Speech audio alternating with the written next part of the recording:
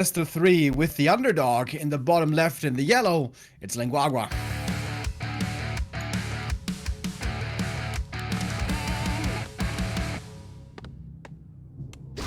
And the top right in the red, a player we all know, the 5th race, a legend. He's Moon.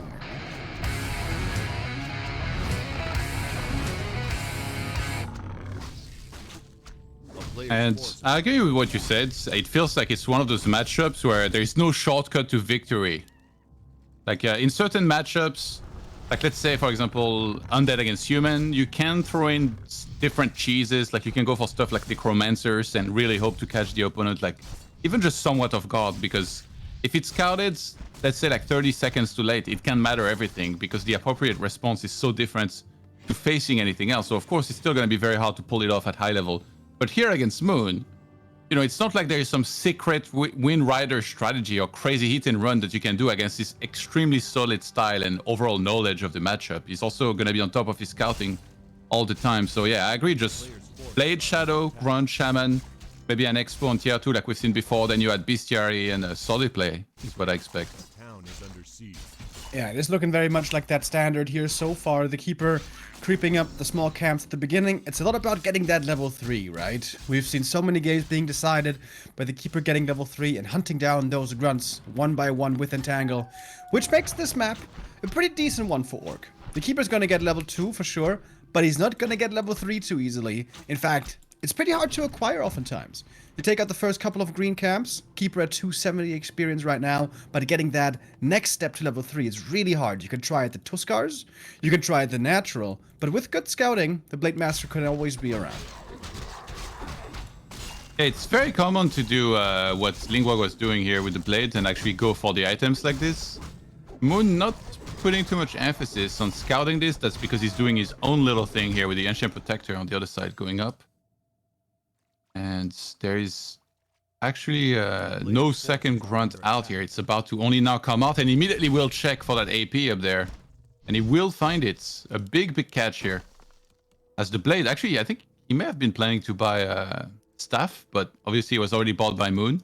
Very, very important. Remember that staff down the line is usually like if Orc has it, you transfer it to the Shadowhunter, and then if you ever fight out on the map, which you should, you just then staff back home, pop clarities, buy healing salves, and then heal up your entire army. That archer is dead, Primo. Oh, look at that treant block. The Keeper was staffing away from his tower. He probably knew the Blade Master was just going to cancel it, but he was staffing to the Hunters to get the grunt. With the treant block, he gets in range, takes out that grunt, and that's the first painful part of this game for Guagua. But he takes out the archer himself. He canceled the tower. But having that grunt now missing is going to make tier 2 creeping for the Shadow quite a bit more difficult.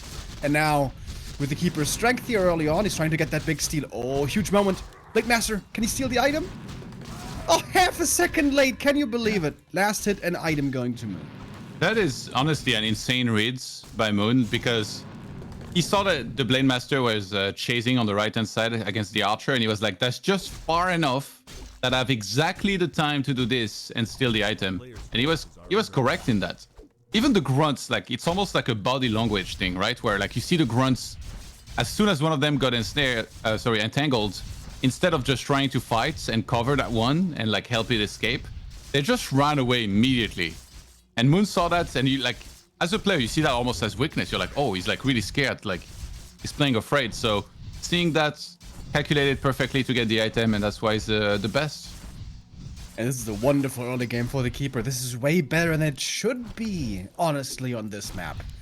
Keeper has plenty of items already. He's got a replenishment he can use right now. He's getting level 3. Alchemist is out. And the Shadowhunter didn't even creep anything. Normally, Shadowhunter needs to start creeping quickly, get that level 3, and take back some map control with those level 2 Serpent Wards. But man, we are how long into the game? 6 minutes. And it's already looking rough.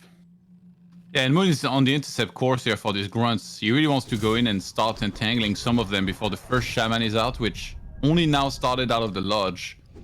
I think Lingua is kind of aware of that because he saw that the Keeper was, you know, around the area here just before. So he's playing very careful with like Serpent Wards here being dropped down. But now the Keeper will move in.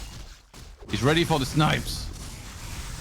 And Lingua was so fast to react. Did you see that? The Keeper came in during nighttime, hard to do. He pulled back the grunts right away. But one was ensnared, so that one couldn't walk. And that one seems to be going down. It's going to cost a second entangle, but well worth it here for Moon. And again, takes out the Grunt, which is a big deal, and the Shadow Hunter once more. Slowed down in its creep process. Only 32 XP so far, which is abysmal. Yeah, the Alchemist on the other side almost got to level 2 already. And that Keeper is far from done. Uses the replenishment potion. Of course, there is at least one more Purge. And should be more Shamans coming out very soon. But Moon looking to try and get the steal on the Ogre. Oh my goodness, if he gets it, he steals the Tusker. Oh my god, did he really? Yeah. Oh, Jesus. At least it's a penalty of energy for the Shadow, which is great, and he's close to level 2. But the Alchemist got level 2 before the Shadow, which is not supposed to be that way, and the expansion is about to be entangled. Blade Master, however, could cancel this entangled quite effectively. He does have very good items. And keep in mind, Moon stole a lot of the creeps here on the side of the map of Guagua, right? He stole that entire Murloc camp here with the consumable. He stole one of the creeps on the expansion, the Tusker, and he stole the Ogre on the left-hand side. So now the Shadow is like, oh, this is awkward. Like, everything that was booked for me was now stolen, so I have to move to the center and start creeping the Merchant. Does that Blade Master want to die or what? He does have the invuln, which, however, he doesn't want to have to use right now. Good cancel. Is probably going to cost the invuln, though. Oh, with the stab, it's close! Yeah, I saw that coming. You did. You called it. I don't know that that Entangled Goldmine needed to die this badly, but yeah, he tried it. And Moon punishes this little grid here and misstep. This Shaman has so low on hit points now. At least he has Healing Wave, but it's only level 1. Amazing items all around for Guagua, to be honest. Lots of damage on the Blade, Soy Mask, and Pendant on the Shadow Hunter. But he still needs more experience. He needs to get that level 3. And where's he gonna creep that now? Where is the next safe camp? The one that seems the safest is, I guess, the lab. But it is pretty approachable from the middle as well. Moon can look for a creepjack there if he wants, as he already picks up the first heal scroll. He's trying to land a surround here. He knows that staff is on cooldown. If he lands the surround, yes, there is invuln, but that Blade wouldn't... Oh my god. I think Blade is dead again. He's gonna hold the surround. Oh my god, no. Oh, it's not quite surrounded. What? Oh my god. There was an opening there somehow. Yeah. Like the back door of the club. You don't expect it, but sometimes you can get in there, right? Of course. I love how a peon, by the way, went to the expo for Guagua, and there was a wisp there just yelling at that peon. He's like, Jay, go ahead, give me a reason. Just give me a reason. I'll start an AP right now if you dare. Entangle coming through. Moon here using his mana. So far, no units going down, but one Huntress dies, and probably a second one. Oh, almost a save on that Grunt. But the Archer gets in one more arrow to the knee. Takes that one out, but not too bad of a fight here for Guagua. If now he can continue to creep in the middle and get the level 3 there and get the big item from the Warlord, that would be great. But also a bit ambitious, right? The safe creep would have been the lab to get level 3 there guaranteed, but he's got higher aspirations. Yeah, he wants to go for the marketplace. I guess Moon just town portaled, so it's a lot about fully anticipating what the opponent's gonna do. And it does make sense for Moon to go to the right-hand side next, right? Because he just got his expo. He's usually not gonna want to break up keep necessarily immediately. And this wouldn't necessarily be a fight that he's rushing into as opposed to trying to get Alchemist closer to 3 or level 3. So good read by Guagua, but he's gonna have to... Oh, he doesn't have a speed scroll. Oh god. Entangle, not quite there. One Grunt gonna be left behind. That's level 3, right? For the Alchemist? Yes, it sure is. Blade Master close to getting surrounded here once again. We do have a bit more entangle. Ready. Moon at 56 supply now. Pushing into upkeep. Has the formidable army here soon. 1-1 upgrades already on these archers. 2-1 is coming in. Throw a couple of scrolls in there. And then we have a powerful push. Yeah, the 4 wisps are gonna make Guagua's life miserable here if they start connecting with some detonates at the back onto the Shamans and the Shadow Hunter. Guagua actually is the one that takes the engagement here with 40 supply against 55. Very ambitious. Here come those wisps that you mentioned. They burn a bit of mana, but the Shadow had lots of mana to begin with, so still plenty of spells left here to use. Blade Master committing the big invul potion. Heal scroll for Moon, healing up decently, but not that many units, I guess. Shaman starting to drop low. Some Huntresses are also losing HP, but the Grunts in the front line especially, those that seem to be dying pretty quickly. Guagua needs to make sure he isn't completely thwarted away because he needs to buy time for his expansion. Yeah, both the Alchemist and Shadowhunter are very low on mana now. They've used quite a bit of it. And because Shadowhunter went for Serpent Wars level 2, which is the standard, he doesn't have Healing Wave level 2, so keeping everything alive is actually really hard. I guess that Ank on the Blade Master makes him quite confident. Blade went Shadow Strike level 2, so actually his critical is only level 1 as well. He's 1 unit kill away from getting level 4. And that AP, pretty sure that Wisp won the peon not to start that base, didn't he? He dared him to do it, and he did do it. Great Hall will, however, finish now. Perhaps he can repair. Blade Master dropping really low. That Ankh is going to be triggered soon, it seems like. Moon pushing forward. He's working with low mana. Not too much army anymore, but certainly way more army than Guagua has. What does he have here in this fight available? 2 grunts, one of them dead half already, and hardly any shamans. Not too much mana left anymore. He's going to have to staff back to the shop, get more mana there. And that means that Great Hall might be going down. Yeah, the bouncing attacks from the Hunts are always great to attack those buildings because whatever's repairing will be falling very rapidly. Moon, that transfer of staff, a trademark now for so many elves. One of the staples of one of the things that they need to do in a lot of these matchups to synergize that with Staff of Preservation. Gets the Alchemist back in there with so much mana, whereas the Shadowhunter is still struggling to really gather any mana himself. Shouldn't that Expo have been on the left-hand side here of the gold mine? I think he saw the Wisp on the other side of the tree line. Maybe he thought if he puts it up there, the Wisp doesn't see it coming up, but I guess Moon did see it after all. Continuing to creep a bit now. More rings for the Alchemist. Never bad. Keeper got level 4. And Moon knows now with the expansion dead, he doesn't have to fight for quite a while. He could fall back, tech tier 3 even if he wants. In fact, that is what he's doing. And will be getting stronger and stronger. Dude, I think I said Shadow Strike instead of Windwalk earlier. Casting video games on 4 hours sleep is pretty hard. Happens to the best of us sometimes. How long did you cast StarCraft for? It was pretty late into the night, right? A long time, until 1:30 a.m. Hot damn. Burning the candle on both ends, Todd. Very nice. Guagua looking a bit more confident now again. Sorry, I didn't catch that. What? I got passion for days, Remo. Hell yeah. Hashtag passion and dedication. Alright, Guagua on 47 supply. Moon, 59. 2-2 upgrades. And Thorn Zora. Yeah, we've seen it fall out of favor a bit. Moon introduced Thorn Zora back when the Orcs were causing the trouble in this matchup. And the Night Elves were having severe issues, which seems like a lifetime ago now.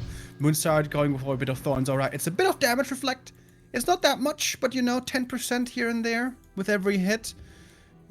Oftentimes can do a nice little bit of extra work, especially since the Treants, you know, not that amazing here in the late game when we have a lot of Shaman. To be fair, we don't have that many Shaman, but I guess enough for the spell. Guagua looking for his own attack now. If he gets the kill of this Tree of Life, maybe think that's still doable. Yeah, Moon even teched to tier 3 here, so it goes to show how confident he was he could actually do that. Like, I think in games are a little bit closer. Usually you stay on tier 2 tech, but here he really wanted to get marksmanship. And now he's moving in there to clean up this army. I don't think there's time to kill the tree here. Guagua will take the fight. He has so many grunts, but still no healing wave level 2. Gonna fall back a little bit here. Moon is into a better position in this choke. Hard to reach these archers. In fact, these archers aren't being touched at all. They have somewhat fragile units, but if they're well protected, they do a lot of damage. Keeper in trouble now. He's surrounded. Needs to TP out. Whew. That was a bit close. Acid Bomb connects again. Lots of minus armor on these grunts who only have 1 armor upgrade, by the way. No second one. So, with Acid Bomb, they're just at 0 armor. Yeah, that was actually way better for Moon here to be able to trade like this. He just downfollowed out, used all the Moonwells. Now he's moving back in there. No Nature's Blessing somehow this game. Maybe he just didn't have the lumber for it. Not sure. He prioritized the upgrades. I guess he was mostly out fighting on the map. And against this army, there's no raider, so you don't worry so much about being counter-sieged. And the trance haven't really been key either, right? He was Entangle level 2, Trance level 1, and Thorn Zora anyway. So it makes a lot of sense to actually skip that. I'm sorry, Neo. I know you'll be disappointed. Guagua still trying to buy more time for the expansion. That is a sad expansion, by the way. It was blocked by the tower, so he has to put it further away, aka make this a spiral expo. And it's going to be revealed as well, which is probably going to give Moon a little chuckle. That expansion is not just late, but also out of position, and I'm going to take it out. Is that how Moon chuckles? Yeah, it is. Didn't you know? No. I've had many a chuckle with him before. Okay, dudes. All right, Grunt's coming in. What you were gonna say to that? They need to connect with these archers, but look at Moon's repositioning every time. That's what I think in those fights has been really good by him in particular. Actually, Keeper doesn't have a town portal. There's a greater healing, but it's on the Alchemist. Healing spray is gonna bring him back to a lot more hit points. Okay, Keeper is still exposed here. He really needs to move that back. Moon's repositioning has been amazing, and Guagua's army is evaporating very quickly. Now marksmanship is kicking in as well. It's so much damage from Moon's backline here, and GG is called. What a beautiful fight, man. Moon always with a wonderful positioning. That early game started off well for him. Moon played himself into the lead and never let go. And Guagua being a bit outclassed on the first map. Yeah, kind of true, but silver lining for me personally, he didn't get as destroyed as he did at WGL when he wasn't scouting for these engine protector pushes, when he was kind of completely annihilated in this matchup. So I see progress. Huh? Yeah, sure, certainly. Hopefully next map on the second one, which is going to be... I forgot already. No. Concealed, I think. The last one is Twisted, and yeah, the second one is Concealed, exactly. Hopefully they're better already. I think he needs to be a bit more aggressive in the early game. Yeah, like, he stole the Ogre Magi away from the other side of the map, but he gave so much space to the Keeper, especially on Northern Isles. If you're very aggressive, you can make the Keeper's life quite difficult, force a lot of mana out of him, steal some last hits. Of course, it's very hard to do, much easier to say, but stalking that Keeper in the early game is normally a good way, kind of, to success. On Concealed Hill next, it's gonna be not so easy to do this. Lots of green camps here, lots of ways to staff around, and for the Keeper to possibly get a quick level 3. Yeah, I think that a big factor here is that once upon a time you were playing, you know, Blade with whatever, like usually Blade Shadow and Grunt Raider Walker in a lot of matchups. Whereas like now, Farseer Headhunter is like such a big part of the meta, where if you're playing this all the time, then you're not practicing your Blade Master. So it's like all the matchups, they play super differently, and then you can tell that Guagua with Blade Master, you know, perhaps not as good as he would be with a Farseer there. Unfortunately, Farseer against Night Elf, you know, unless your name is Rotterdam, I think it's going to be pretty hard to pull off. Yeah, he stubbornly tried that over and over and over again, I guess. We gotta say that Moon is, I guess, by far the best Night Elf versus Orc in the world, has been for years, since DreamHack Anaheim, pretty much with this style. Then in the Keeper days, of course, he was destroying orcs left, right, and center. In the good old days of Talons, he was also the best. So this is historically the best player in this matchup. And Guagua, not there yet, really. But hey, he has some help from the RNGs, right? The items were amazing. He stepped up his game compared to the last tournament. So he also put on a good fight, I think. He tried to come back several times after some crushing defeats on the map. So I applaud the progression. I applaud the spirit of this kid. Just Moon is a beast. I feel like Neo almost sounds like a desperate football fan. He's like, yeah, no, but there are 2 opportunities. They shot on target, but the goalkeeper stopped it anyway. And then they lost 4-0. The goddamn referee gave the offside, you know, it was unbelievable. Yeah, and the wind conditions, man. What can you say? What can you say? Also, the pitch was a little wet, you know, so we couldn't play our best. It's true. Rough conditions. No, it's absolutely perfect conditions for our 2 wonderful players. It is Moon once again facing the winner bracket of final, as so often, where he would face Fly or 15 Sway, both absolute banger matches, and Guagua kind of close to a familiar position in the lower bracket. But hey, not all hope is lost yet. We've seen quite some upsets in DreamHack Asia's before, where, for example, Pink took maps off of 1-2-0. It's just, needs a little bit like extra luck. But hey, let's go Concealed Hill, home turf of orcs.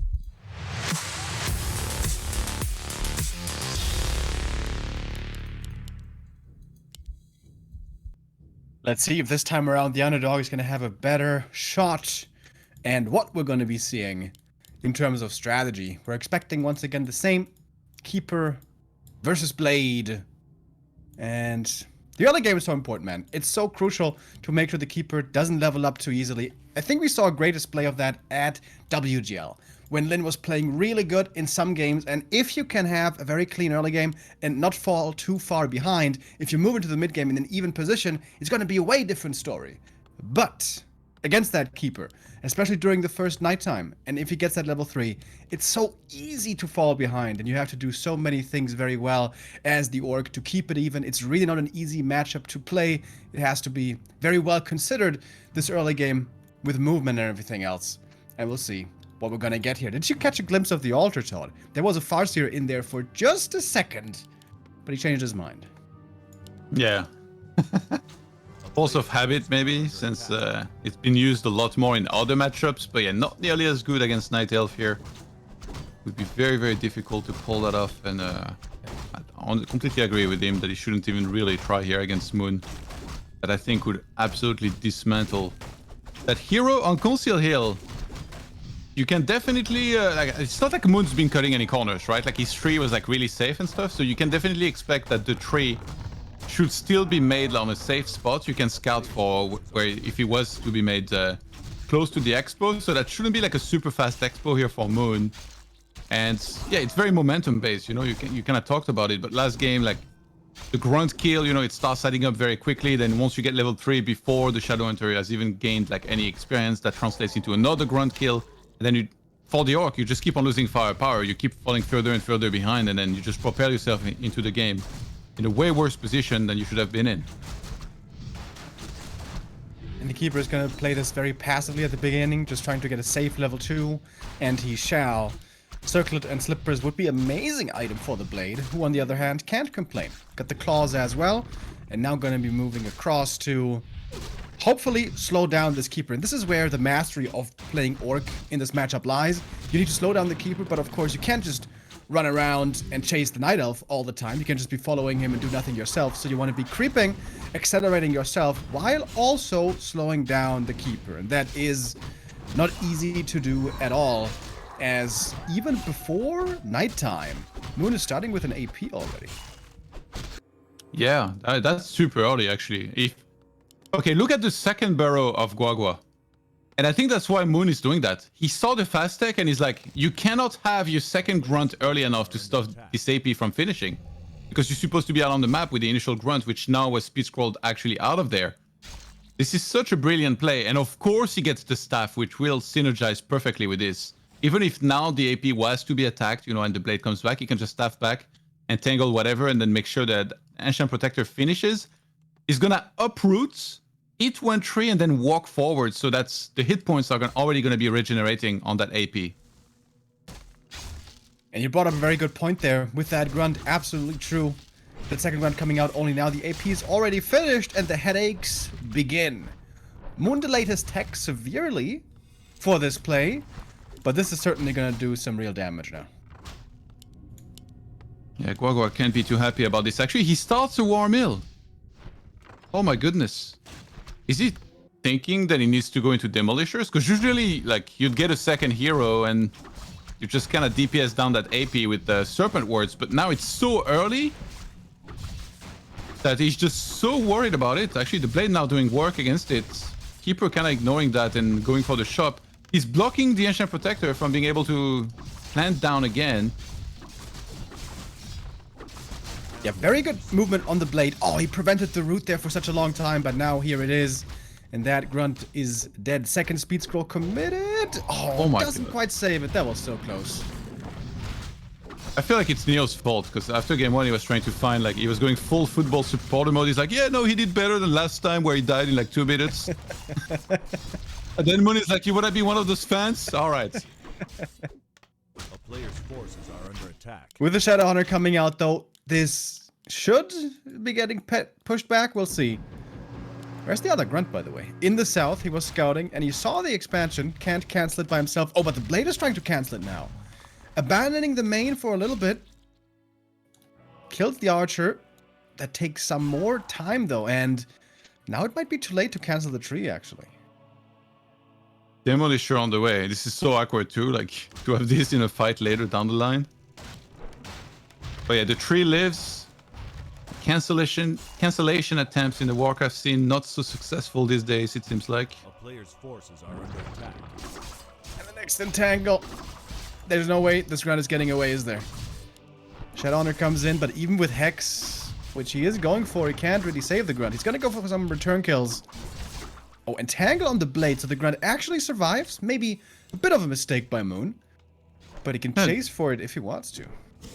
But he can still Demolisher.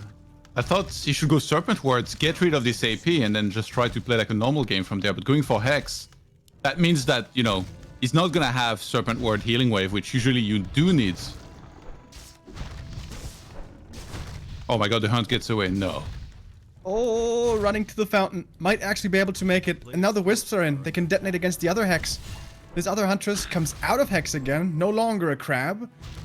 That one survived. And this AP is still standing here.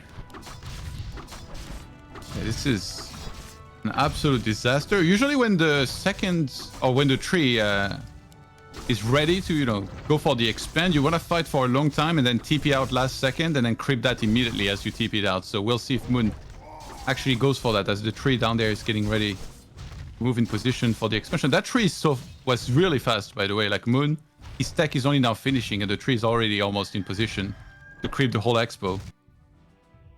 Another tier 2 finally finished for Moon. It was certainly delayed, but he goes for the Alchemist, which is right there at the aggressive tavern. And gonna join in the fun now.